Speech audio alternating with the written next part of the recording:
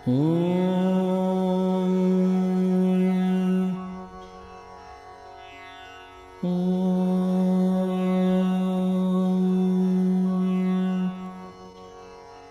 लिंग पुराण। सूत जी तथा नैमिष्य ऋषियों का संवाद। सृष्टि के सृजन, पालन और संहार करने वाले प्रधान पुरुषेश्वर ब्रह्मा, विष्णु तथा रुद्र रूप परमात्मा के लिए नमस्कार है। एक समय नारद जी भगवान शंकर का पूजन कर शैलेश, संगमेश्वर, हिरण्यगर्भ, स्वरलीन, अविमुक्त महालय, रौद्र, गौ प्रेक्षक पाशुपत, विघ्नेश्वर, केदारेश्वर, गोमायुकेश्वर, चंद्रेश, ईशन, त्रिविष्टप और शुक्रेश्वर आदि स्थानों में यथा योग्य शिव जी की पूजा करते हुए नैमिषारण्य में पहुँचे। उन्हें देखकर नैमिषारण्यवासी सभी ऋषियों ने प्रसन्नचित होकर उनकी पूजा की तथा उच्च आसन दिया। आसन पर बैठकर नारद जी ने लिंग पुराण के महात्म्य को बताने वाली विचित्र कथाएं सुनाई। उसी समय समस्त पुराणों के ज्ञाता सूत जी ने सभी तपस्वियों को आकर प्रणाम किया। नैमिषारण्यवासी मुनियों ने उन्हें श्री कृष्ण द्वैपायन व्यास के शिष्य जानकर पूजा और वंदना की। तब उन अत्यंत विद्वान और विश्वास योग्य लोमहर्षण को देखकर सभी मुनियों को पुराण सुनने की इच्छा हुई और उनसे लिंग महापुराण के महात्म्य के विषय में पूछा। ऋषि बोले, हे सूत जी, आपने श्री कृष्ण द्वैपायन मुनि की उपासना करके उनसे पुराण संहिता प्राप्त की है। इसलिए हे सभी पुराणों के ज्ञाता सूत जी, हम सभी आपसे दिव्य लिंग संहिता को पूछते हैं। इस समय मुनियों में श्रेष्ठ नारद जी भी रुद्र भगवान के अनेक क्षेत्रों में भगवान की पूजा करते हुए यहाँ पधारे हैं। आप भी शिव के भक्त हैं तथा नारद भी, और हम सब भी शिव जी के भक्त हैं। इस प्रकार नैमिषारण्य के ऋषियों द्वारा पूछे जाने पर सूत जी उन नैमिषारण्यवासी मुनियों को तथा ब्रह्मापुत्र नारद जी को प्रणाम करके कहने लगे। सूत जी बोले, मैं लिंग पुराण का वर्णन करने के लिए भगवान शंकर, ब्रह्मा और विष्णु को नमस्कार करके मुनीश्वर व्यास जी का स्मरण करता हूँ। शब्द ब्रह्मा का शरीर है और साक्षात शब्द ही ब्रह्म का प्रकाशक है। अकार, उकार और मकार अर्थात ओमकार ही स्थूल, सूक्ष्म और परात्पर ब्रह्म का स्वरूप है। उसका ऋग्वेद मुख है, सामवेद जीभ है, यजुर्वेद ग्रीवा है और अथर्ववेद हृदय है। वह ब्रह्म ऐसे प्रधान पुरुषातीत हैं तथा प्रलय और उत्पत्ति से रहित हैं। वही तमोगुण के आश्रय से काल रूपी रुद्र, रजोगुण से ब्रह्म और सतोगुण से विष्णु हैं और निर्गुण रूप में भी महेश्वर हैं। जीव और अव्यक्त रूपी प्रधान अवयवों में व्याप्त होकर 7 रूपों से 16 प्रकारों से अव्यक्त, ध्याता और ध्येय, इन 26 भेदों में युक्त ब्रह्म से उत्पन्न सर्ग, प्रतिष्ठा और संहार लीला के लिए लिंग रूपी भगवान शिव को प्रणाम करके लिंग पुराण की पावन कथा को कहता हूँ। सूत जी बोले, महात्मा ब्रह्मा जी ने ईशान कल्प की कथा लेकर इस लिंग पुराण को बनाया। पुराण का परिमाण तो 100 करोड़ श्लोकों का है, परंतु व्यास जी ने संक्षेप में उनको 4 लाख श्लोकों में ही कहा है। व्यास जी ने द्वापर के आदि में उसे अलग अलग 18 भागों में विभाजित किया है। उनमें से यहाँ लिंग पुराण की संख्या 11 है, ऐसा मैंने व्यास जी से सुना है। उसे मैं आप लोगों से अब संक्षेप में कहता हूँ। इस महापुराण में पहले सृष्टि की रचना प्रधानिक रूप से तथा वैकृतिक रूप से वर्णन की गई है तथा ब्रह्मांड की उत्पत्ति और ब्रह्मांड के 8 आवरण कहे गए हैं। रजोगुण का आश्रय लेकर शर्व की उत्पत्ति भी इसी ब्रह्मांड से ही हुई है। विष्णु कहो या काल रुद्र कहो, वह उस ब्रह्मांड में ही शयन करते हैं। इसके बाद प्रजापतियों का वर्णन, वाराह भगवान द्वारा पृथ्वी का उद्धार, ब्रह्मा के दिन रात का परिमाण तथा आयु की गणना बताई है। ब्रह्मा के वर्ष कल्प और युग देवताओं के, मनुष्यों के तथा ध्रुव आदि वर्षों की गणना है। पितरीश्वरों के वर्षों का वर्णन, चारों आश्रमों के धर्म संसार की अभिवृद्धि, देवी का आविर्भाव कहा गया है। स्त्री पुरुष के जोड़े के द्वारा ब्रह्मा का सृष्टि विधान, रोदानांतर के बाद रुद्र के अष्टक का वर्णन, ब्रह्मा विष्णु का विवाद, पुनः लिंग रूप से शिव की उत्पत्ति का वर्णन है।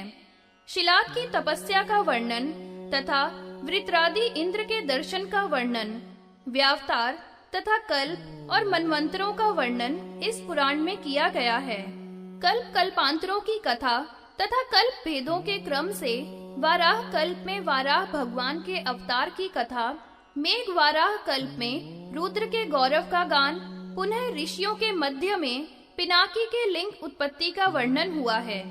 लिंग की आराधना, स्थान, पूजा का विधान, शौच, काल लक्षण, वाराह के महात्म्य एवं उनके क्षेत्र का वर्णन, पृथ्वी के स्थानों की संख्या की गिनती, विष्णु के स्थानों की गणना का वर्णन किया गया है।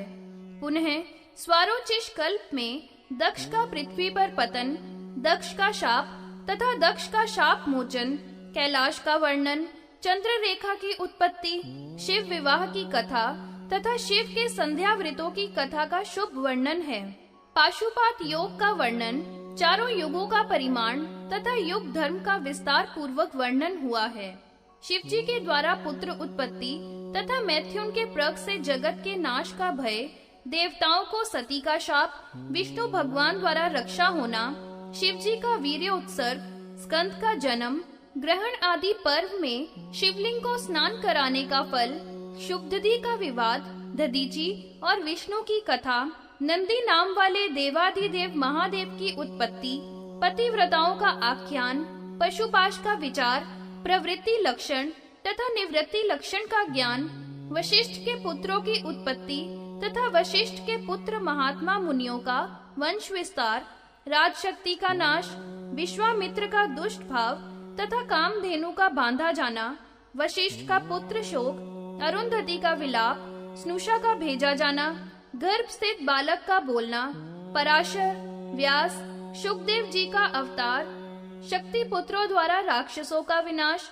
पुलस्त्य की आज्ञा से देवताओं का उपकार, विज्ञान और पुराणों का निर्माण का वर्णन इसमें है। लोकों का प्रमाण, ग्रह, नक्षत्रों की गति, जीवितों के श्राद्ध का विधान, श्राद्ध एवं श्राद्ध योग्य ब्राह्मणों के लक्षण, पंच महायज्ञों का प्रभाव और पंच यज्ञ की विधि, रजस्वला के नियम, उसमें नियम पालने से पुत्र की विशेषता, मैथुन की विधि, क्रम से हर एक वर्ण का वर्णन, सभी के लिए भक्ष अभक्ष का विचार, प्रायश्चित का वर्णन विस्तार से किया गया है। नरकों के तस्करों का वर्णन तथा कर्म के अनुसार दंड का विधान और दूसरे जन्म में स्वर्गीय तथा नारकीय कर्मों का ज्ञान, नाना प्रकार के दान तथा प्रेतराज के पुर का वर्णन, पंचाक्षर रुद्र तथा कल्प महात्म्य, वृत्रासुर और इंद्र का महान युद्ध, श्वेत मुनि और मृत्यु का संवाद तथा श्वेत मुनि के लिए काल का नाश तथा देवदारू वन में शिवजी का प्रवेश, सुदर्शन की कथा, संन्यास के लक्षणों का वर्णन हुआ है। इसके बाद ब्रह्मा जी द्वारा भगवान शंकर का श्रद्धा साध्य कहा जाना, मधुकैटभ दैत्यों द्वारा ब्रह्मा जी की गति क्षीण करना, विष्णु का मत्स्य रूप धारण करना, सभी अवस्थाओं में लीलाओं का वर्णन, शंकर की कृपा से विष्णु और विष्णु की उत्पत्ति, मंद्राचल को धारण करने के लिए कूर्म अवतार, संकर्षण भगवान और कौशिकी देवी की उत्पत्ति तथा यादवों में स्वयं भगवान का अवतार लेना, कंस की दुष्टता, श्री कृष्ण की बाल लीलाएं, पुत्रों के लिए शिवजी का पूजन करना, विष्णु और रुद्र द्वारा कपाल से जल की उत्पत्ति, पृथ्वी के भार को दूर करने के लिए विष्णु द्वारा रुद्र की आराधना का वर्णन इस पुराण में किया गया है। पूर्व काल में वेनु राजा के पुत्र पृथु द्वारा पृथ्वी का दुहा जाना, भगवान द्वारा भृगु मुनि का शाप धारण करना, देव तथा दानवों को भृगु का शाप, श्री कृष्ण का द्वारका में निवास, लोक कल्याण के लिए दुर्वासा के मुख से शाप ग्रहण करना, वृष्णि अंधकों के नाश के लिए ऋषियों का शाप, ऐरक तथा तोमर की उत्पत्ति, ऐरक की प्राप्ति पर यादवों में विवाद, युद्ध और उनका नाश, श्री कृष्ण का जाना, मोक्ष धर्म वर्णन, इंद्र, हाथी, मृग रूपधारी अंधक, अग्नि और दक्ष का वर्णन, आदि देव ब्रह्मा जी, कामदेव तथा दैत्यों का वर्णन इसमें आया है। इसमें महादेव जी के द्वारा दैत्य हलाहल की आज्ञा का वर्णन, जलंधर का वध तथा सुदर्शन चक्र की उत्पत्ति, भगवान विष्णु को उत्तम शास्त्रों की प्राप्ति तथा शिवजी के और भी हजारों उत्तम चरित्रों का वर्णन है। ब्रह्मा, विष्णु और महान तेज वाले इंद्र के प्रभाव का वर्णन है। शिवलोक का वर्णन, पृथ्वी पर रुद्रलोक वर्णन और पाताल में तारकेश्वर का वर्णन। सब मूर्तियों में शिवालय की विशेषता तथा लिंग का प्रारंभ से विस्तार पूर्वक वर्णन इस महापुराण में किया गया है। इस प्रकार संक्षेप में जानकर भी जो मनुष्य इसका गुणगान करता है वह सब पापों से छूटकर ब्रह्मलोक को प्राप्त कर लेता है। प्रथम सृष्टि का वर्णन। सूत जी कहने लगे, अदृश्य जो शिव है वह दृश्य प्रपंच का मूल है। इससे शिव को अलिंग कहते हैं और अव्यक्त प्रकृति को लिंग कहा गया है। इसलिए यह दृश्य जगत भी शैव यानी शिव स्वरूप है। प्रधान और प्रकृति को ही उत्मोलिंग कहते हैं। वह गंध, वर्ण, रसहीन है तथा शब्द, स्पर्श, रूप आदि से रहित है। परंतु शिव अगुणी, ध्रुव और अक्षय हैं। उनमें गंध, रस, वर्ण तथा शब्द, स्पर्श आदि लक्षण हैं। जगत आदि कारण, पंचभूत, स्थूल और सूक्ष्म शरीर जगत का स्वरूप सभी अलिंग शिव से ही उत्पन्न होता है। यह संसार पहले 7 प्रकार से, 8 प्रकार से और 11 प्रकार से उत्पन्न होता है। यह सभी अलिंग शिव की माया से व्याप्त हैं। सर्व प्रधान तीनों देवता शिव रूप ही हैं। उनमें वे एक स्वरूप से उत्पत्ति, दूसरे से पालन तथा तीसरे से संहार करते हैं। अतः उनको शिव का ही स्वरूप जानना चाहिए। यथार्थ में कहा जाए तो ब्रह्म रूप ही जगत है और अलिंग स्वरूप स्वयं इसके बीज बोने वाले हैं तथा वही परमेश्वर हैं। क्योंकि योनि और बीज तो निर्जीव हैं, यानी व्यर्थ हैं, किंतु शिवजी ही इसके असली बीज हैं। बीज और योनि में आत्मा रूप शिव ही हैं। स्वभाव से ही परमात्मा है। वही मुनि, वही ब्रह्मा तथा नित्य बुद्ध हैं, वही विशुद्ध हैं। पुराणों में उन्हें शिव कहा गया है। हे ब्राह्मणों, शिव के द्वारा देखी गई प्रकृति शैवी है। वह प्रकृति रचना आदि में सतोगुण आदि गुणों से युक्त होती है। वह पहले से तो अव्यक्त है। अव्यक्त से लेकर पृथ्वी तक सब उसी का स्वरूप बताया गया है। विश्व को धारण करने वाली जो यह प्रकृति है वह सब शिव की माया है। उसी माया को अजा कहते हैं। उसके लाल, सफेद तथा काले स्वरूप क्रमशः रज, सत तथा तमोगुण की बहुत सी रचनाएं हैं। संसार को पैदा करने वाली इस माया को सेवन करते हुए मनुष्य इसमें फंस जाते हैं तथा अन्य इस मुक्त भोग माया को त्याग देते हैं। यह अजा शिव के अधीन है। सर की इच्छा से परमात्मा अव्यक्त में प्रवेश करता है। उससे महत तत्व की सृष्टि होती है। उससे त्रिगुण अहंकार, जिसमें रजोगुण की विशेषता है, उत्पन्न होता है। अहंकार से तन्मात्रा उत्पन्न हुई।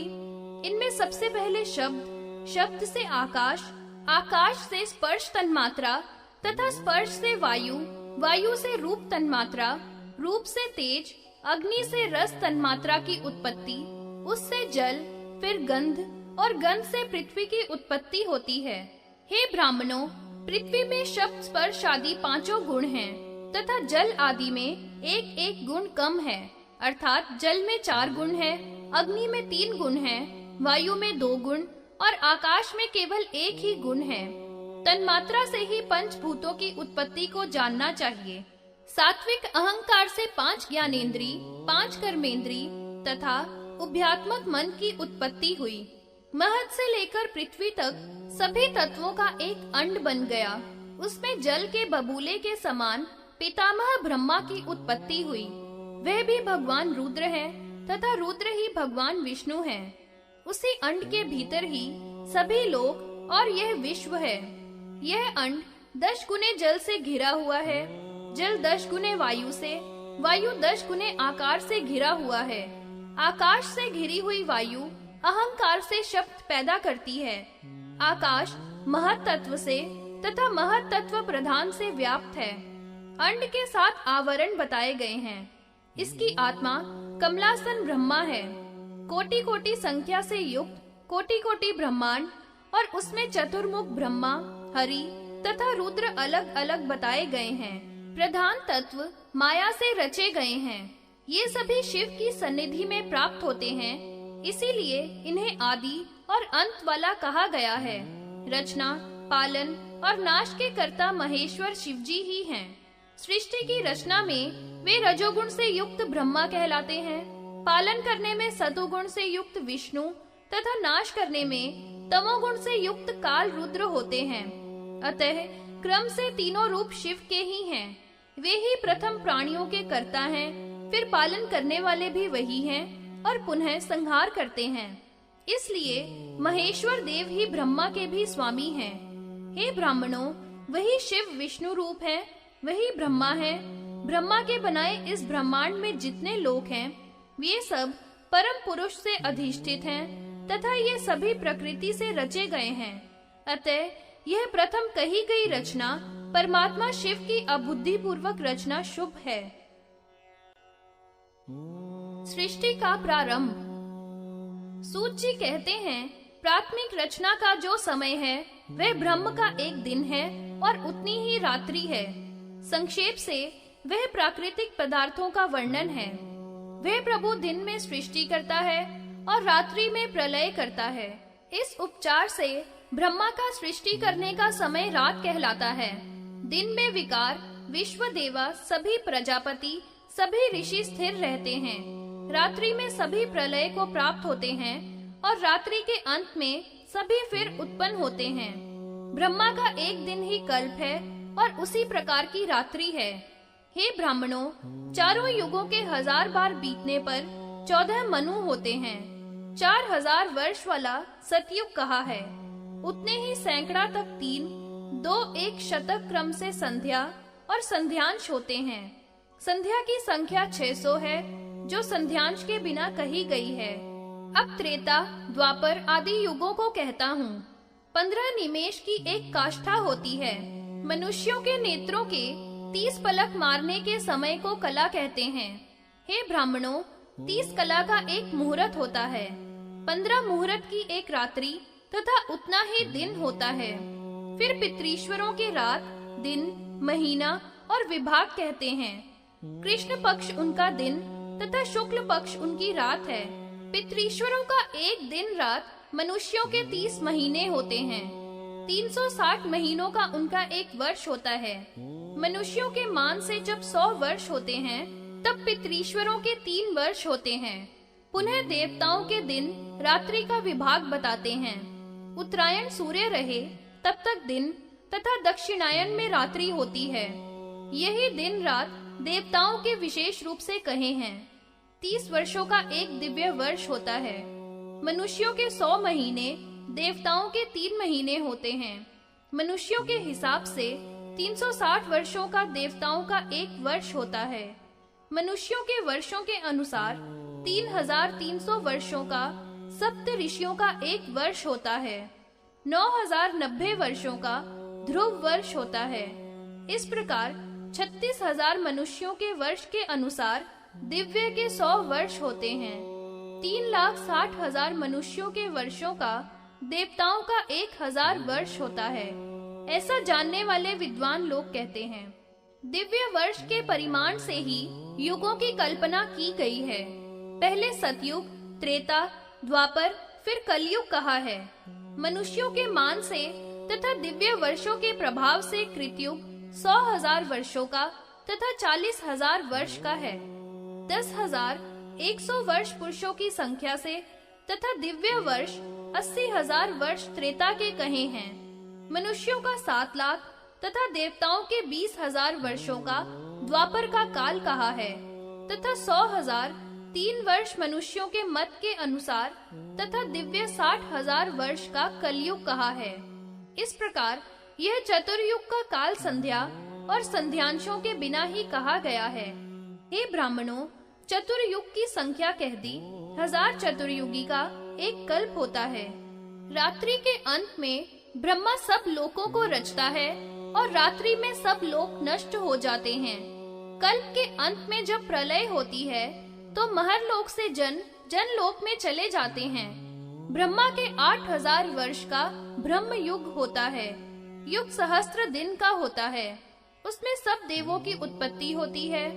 कालात्मा ब्रह्मा के काल अनेक नाम से कहे हैं, जैसे भवोद्भव, तप, भव्य, रंभ, ऋतु, वहिन, हव्या, सचित्र, शुक, उशिक, कशिक इत्यादि अनेक नाम हैं। इस प्रकार ब्रह्मा के कल्पों आदि की संख्या कही जो करोड़ों हैं।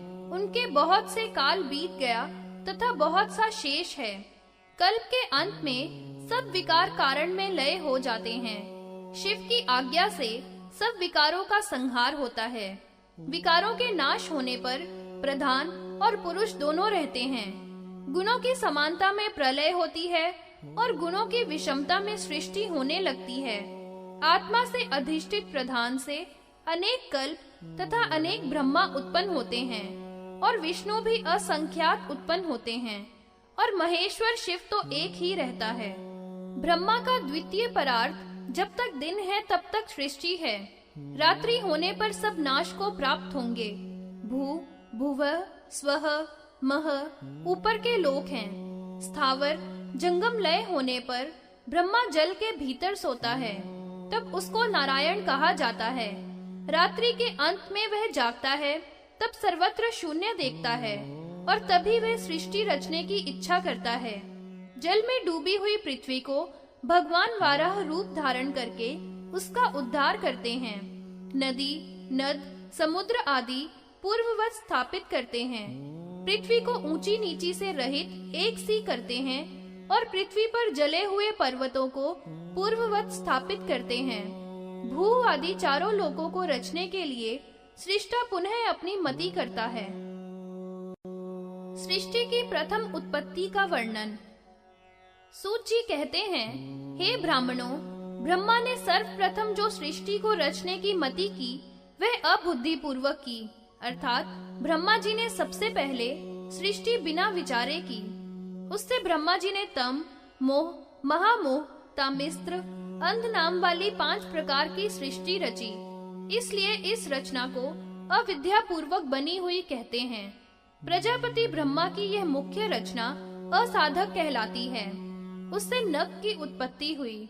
सत, रज, तम गुणों की सृष्टि रचना करने के कारण उस ब्रह्म का कंठ 3 रेखा वाला पड़ गया, जिसका आप सभी लोग ध्यान करते हो। उस महात्मा ब्रह्मा ने सर्वप्रथम पशु पक्षी आदि तिर्यक योनि के जीवों की उत्पत्ति की। फिर सात्विक बुद्धि से उद्धर्व स्त्रोत जीवों की रचना की। इसके बाद भूत की रचना की। इसके बाद ब्रह्मा जी ने महत तत्व से दूसरी भौतिक सृष्टि रची, तीसरी इंद्रियों संबंधी रची तथा चौथी जो सृष्टि रची उसको मुख्य कहा गया है। 5वीं को तिर्यक योनि तथा 6वीं को दैविक कहा गया है। हे ब्राह्मणों, 7वीं को मानुषी सृष्टि तथा 8वीं को अनुग्रह पूर्वक रची हुई कहा गया है। 9वीं को कौमार कहते हैं। यह रचना प्राकृत तथा वैकृत कही गई है। हे मुनियों, पहले ब्रह्मा ने फल की इच्छा न रखने वाले सनक, सनंदन को उत्पन्न किया। फिर मरीचि, भृगु, अंगिरस, पुलस्त्य, पुलह, ऋतु, दक्ष, अत्रि, वशिष्ठ को अपनी योग विद्या से उत्पन्न किया। ये 9 ब्रह्मा के पुत्र हैं, अतः ब्रह्मा के ही समान इन्हें मानना चाहिए। ब्राह्मणों में उत्तम और ब्रह्मा को जानने वाले ब्रह्मवादी ये सभी ब्रह्मा के ही समान हैं। इसके पश्चात ब्रह्मा जी ने 12 प्रजापति पैदा किए। ऋभु, सनत कुमार और सनातन आदि बनाए।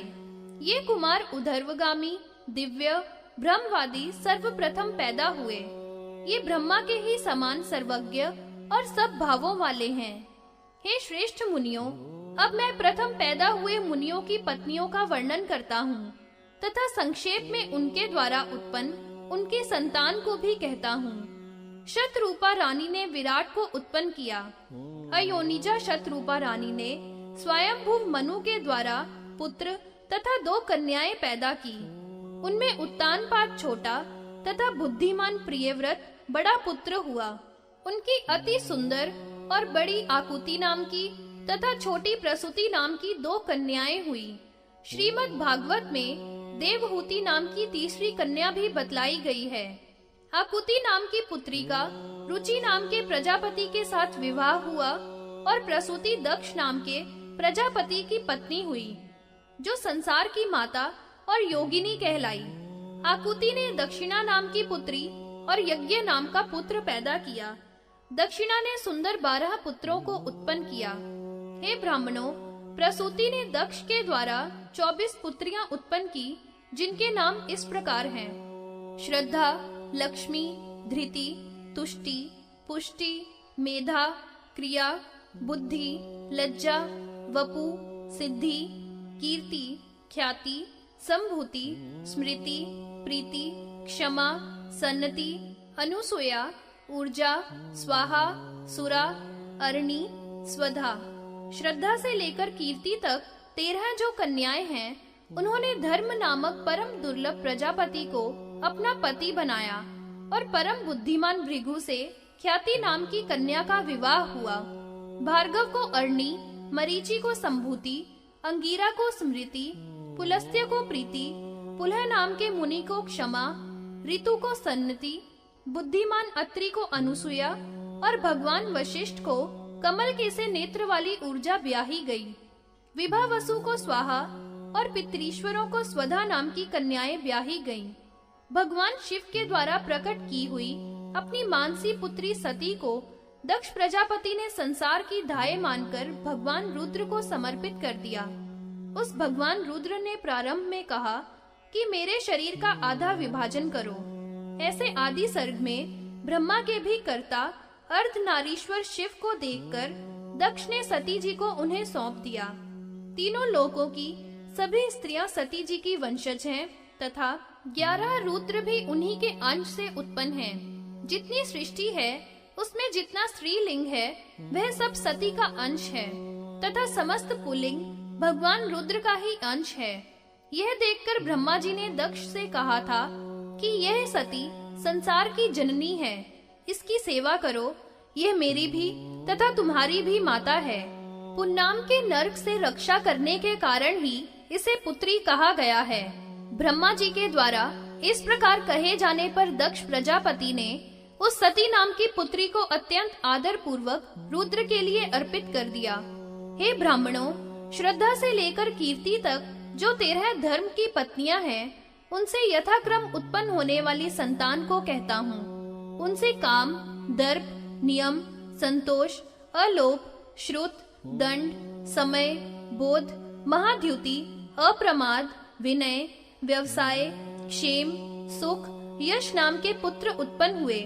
धर्म के क्रिया नाम की भार्या से दंड और समय 2 पुत्र उत्पन्न हुए तथा बुद्धि नाम की भार्या से अप्रमाद तथा बोध नाम के 2 पुत्र हुए हैं। इस प्रकार धर्म के 15 आत्मज पुत्र हुए।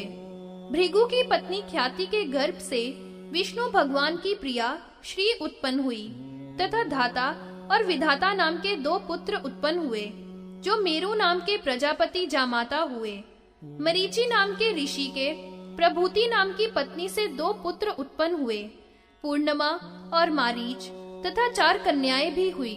सबसे बड़ी तुष्टि तथा इसके बाद दृष्टि, कृषि तथा अपची। हे मुनियों, क्षमा ने पुलह नाम के ऋषि से बहुत से पुत्र तथा पुत्री पैदा की। मुख्यतः कर्दम तथा सहिष्णु पुत्र तथा स्वर्ण के से रंग वाली पृथ्वी के समान क्षमाशील पीवरी नाम की कन्या हुई। इसके बाद प्रीति नाम की पुलस्त्य ऋषि की भार्या से दत्तर्णव और द्वाहु पुत्र तथा द्वष्टवती पुत्री उत्पन्न हुई। क्रतु की भार्या सन्निति से 6000 पुत्र पैदा हुए, जो सभी बाल खिल्ले मुनि कहलाए। अंगिरस की पत्नी स्मृति से सिनी, वाली, कुहू, राका तथा अनुमति आदि कन्याएं पैदा हुई। अत्रि की पत्नी अनुसूया से 6 संतानें हुई। एक श्रुति नाम की कन्या हुई। सत्यनेत्र, भव्य मुनि, मूर्ति राय, शनेश्चर तथा सोम 5 लड़के तथा छठी श्रुति नाम की कन्या हुई। वशिष्ठ मुनि की पत्नी ऊर्जा से भी पुत्र उत्पन्न हुए। ज्यायजी, पुंडरीकाक्ष, रज, सुहोत्र, बाहु, निष्पाप, स्तवन, तपस्वी, शुक्र आदि 7 पुत्र हुए। भगवान शिव की आत्मा रूप पितामह अग्नि के स्वाहा नाम की पत्नी से संसार की भलाई के लिए 3 पुत्र पैदा हुए, जिनका वर्णन आगे के अध्याय में किया गया है। पितृश्वर तथा देवताओं आदि का वर्णन तथा शंकर जी का महात्म्य। सूत जी कहने लगे, अग्नि के पवमान, पावक और शुचि नाम के 3 पुत्र हुए। पवमान निर्मथ्य कहलाया और पावक वैद्युत तथा शुचि सौर अग्नि देने वाले कहलाए। इस प्रकार स्वाहा के ये 3 पुत्र बड़े ही तेजस्वी हुए। इनके पुत्र पौत्र तो बहुत ही तेजस्वी हुए हैं, किंतु यहाँ संक्षेप में उनकी संख्या बताते हैं। विसृजय, सप्तक आदि 49 हैं तथा व्रत का पालन करने वाले हैं। ये सभी प्रजापति हैं और भगवान रुद्र की आत्मा है। मैना नाम की एक मानसी पुत्री स्वधा से उत्पन्न हुई। वह संसार में बहुत ही प्रसिद्ध हुई। मैना के 2 पुत्र मैनाक और क्रोंच तथा एक उमा नाम की कन्या हुई। गंगा और हेमवती को भी पैदा किया, जो शिव के शरीर का स्पर्श पाकर परम पवित्र हुई। यज्ञों की जननी धरती को पैदा किया, जो उनकी मानसी पुत्री है। कमल के से नेत्र वाली स्वधा मेरु राजा की पुत्री हुई। अब अमृत पान करने वाले पितरों का वर्णन करता हूँ तथा सभी ऋषियों के कुलों का भी विस्तार से वर्णन करता हूँ। उसे आप सभी ध्यान पूर्वक सुने। दक्ष की पुत्री जो सती है, उन्होंने भगवान शिव की समीपता प्राप्त की। पीछे उन्होंने अपने पिता दक्ष की निंदा करके नील लोहित भगवान शंभु का ध्यान करते हुए पार्वती जी का रूप प्राप्त किया और शिव जी को पुनः पति रूप में प्राप्त किया। उन निर्मल नील लोहित सभी रुद्रों के स्वरूप, जिनसे ये सभी 14 लोक आच्छादित हैं तथा जो जरा और मरण से रहित हैं, उन रुद्र भगवान से ब्रह्मा जी बोले, हे महादेव, हे 3 नेत्रों वाले, हे नील लोहित, आपको नमस्कार है। आप सर्वज्ञ हो, सबकी गति हो, दीर्घ हस्व तथा वामन भी आप ही हो। आप शुभ हो तथा आप नित्य हो, निर्मल हो, वीतराग हो। आप सभी संसार की आत्मा हो। इस प्रकार कनकांडज ब्रह्मा जी ने रुद्र भगवान की स्तुति करके परिक्रमा की और पुनः बोले, आप मृत्यु से रहित सृष्टि को बनाओ। तब शिवजी ने कहा कि यह तो असंभव है। हे ब्रह्मा जी, आप ही जरा मरण से युक्त जैसी चाहो वैसी सृष्टि बना लीजिए। तब ब्रह्मा ने शंकर भगवान के आदेशानुसार जरा और मरण से युक्त इस चराचर जगत की रचना की। भगवान तो निवृत्त होकर ही स्थित रहे। हे ब्राह्मणों, उस समय शंकर जी स्थाणु बन गए। शिव जी तो आत्म भाव से निष्कल हैं। वे तो अपनी इच्छा से ही शरीर धारण करते हैं। अपनी दयालुता से सभी का कल्याण करते हैं। शंकर जी अपनी योग विद्या से बिना ही प्रयत्न के योग में स्थित रहते हैं। विरक्त के लिए वे मुक्ति हैं। वे सूक्ष्म से भी सूक्ष्म हैं। मनुष्य संसार के भय से विषयों का त्याग करके वैराग्य द्वारा विराग को प्राप्त करते हैं। यह उनके दर्शनों की कृपा है। धर्म, ज्ञान, वैराग्य और ऐश्वर्य शंकर जी से ही प्राप्त होते हैं। वे पिनाकी नील लोहित ही साक्षात शंकर भगवान हैं। जो मनुष्य शंकर जी के आश्रित रहते हैं, वे सभी बंधनों से मुक्त हो जाते हैं, इसमें संशय नहीं है। अत्यंत पापी लोग भी शंकर जी की कृपा से दारुण नरक में नहीं जाते हैं। वे शंकर जी के आश्रित हो जाने से अमरता को प्राप्त हो जाते हैं। ऋषि बोले, घोर आदि 28 प्रकार की माया से युक्त पापी जन करोड़ों प्रकार के नरकों में पकाए जाते हैं, क्योंकि वे पापी जन नील लोहित शंकर भगवान के आश्रित नहीं होते हैं। भगवान शिव सभी प्राणियों के आश्रय हैं, अव्यय हैं, संसार के स्वामी हैं, पुरुष हैं, परमात्मा हैं। तमोगुण से वे काल रुद्र हैं, रजोगुण से ब्रह्मा है और सतोगुण से वे सर्व प्रकार जाने गए विष्णु भगवान हैं। निर्गुण रूप से वे महेश्वर हैं। हे महामते सूत जी, अब आप कृपा कर यह बतलाइए कि मनुष्य किस कर्म या अकर्म से किस नरक में जाते हैं। यह सुनने का हमें बड़ा कौतूहल है।